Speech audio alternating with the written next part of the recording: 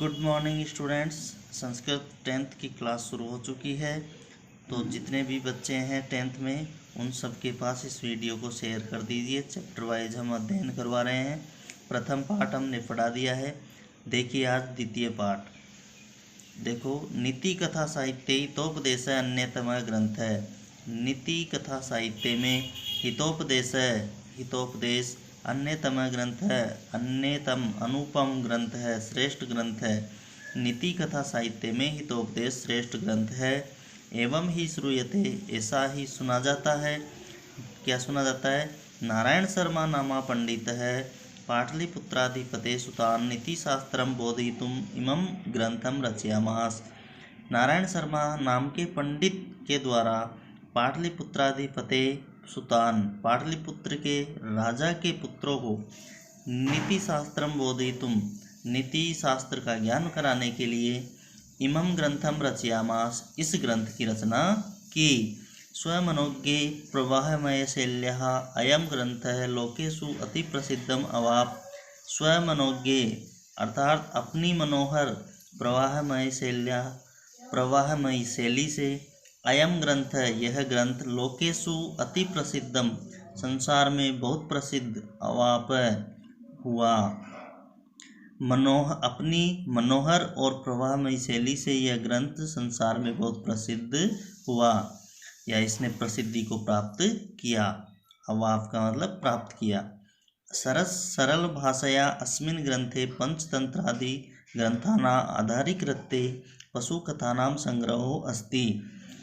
सरल और सरस भाषया, भाषा में, अस्मिन् ग्रंथे, इस ग्रंथ में, पंचतंत्र आदि ग्रंथानाम आधारीकृत्य, पंचतंत्र आदि ग्रंथों को आधार मानकर पशु कथानाम संग्रहो अस्ति, पशु कथाओं का संग्रह है।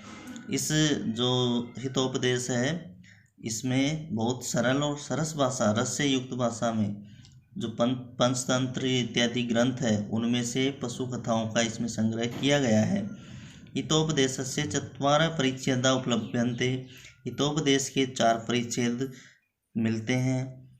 मित्रलाभ, सुहृद्वैद, विग्रह, संधिश्चय, ये चारों किसके भाग है? हितोपदेश के। प्रस्तुतोऽयं पाठ मित्रलाभ परिच्छेदस्य प्रथम कथाया संपादितो अंशो विद्यते। प्रस्तुतोऽयं पाठ, प्रस्तुत यह पाठ मित्रलाभ परिच्छेद से, मित्रलाभ परिच्छेद के प्रथम कथाया, प्रथम कथा कहानी से संपादितो अंशो विद्यते, संपादित अंश है। अस्मिन् पाठे गुरूणाम अवज्ञायाः एकीभूय कृतं प्रयासस्य च फलं वर्णितम् अस्ति।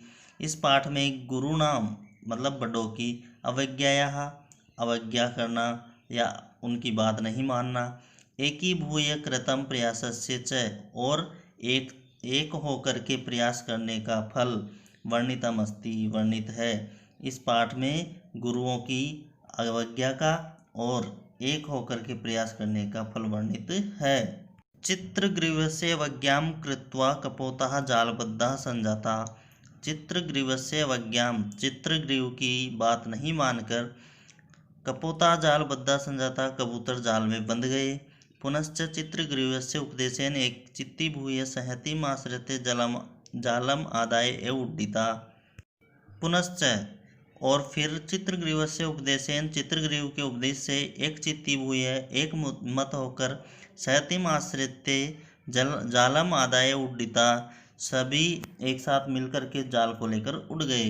ऐसा एवं पाठस्य उपदेश है, यही पाठ का उपदेश है। संगे शक्ति ही, संग में शक्ति है। इतिवा अथवा सहति कार्य साधिका, एकता से कार्य सिद्ध किया जा सकता है। अब देखिए पाठ द्वितीय कौन सा है?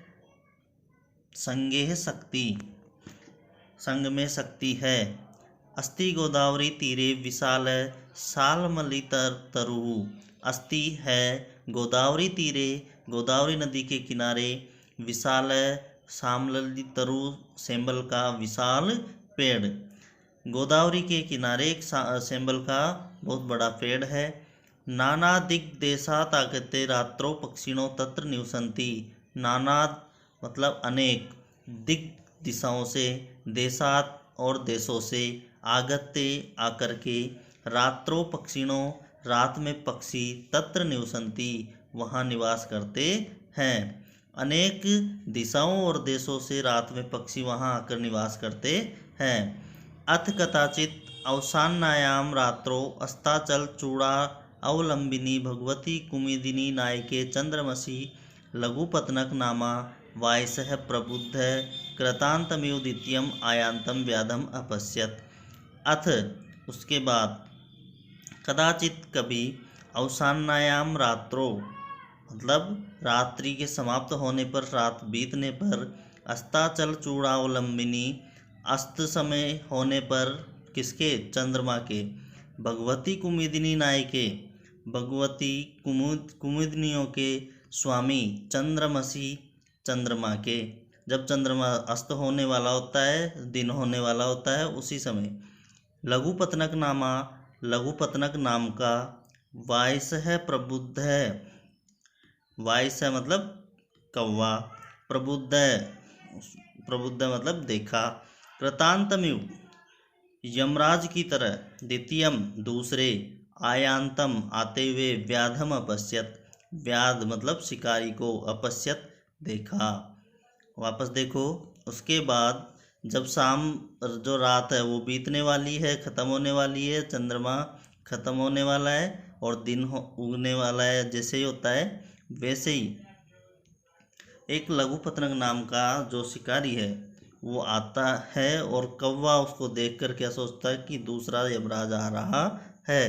तम अवलोक्य अचिंतयत उसको देखकर वह सोचता है अद्य प्रातरेव अनिष्ट दर्शनम जातम अद्य आज प्रातरेव सुबह ही अनिष्ट दर्शनम जातम अशुभ का दर्शन हो गया है।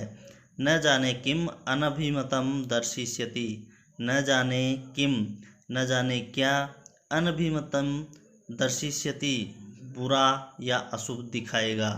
अतः तद अनुसरण क्रमेण व्याकुलस चलित अतः उसका अनुसरण करते हुए व्याकुलस चलित बेचैन होकर वह चल पड़ा।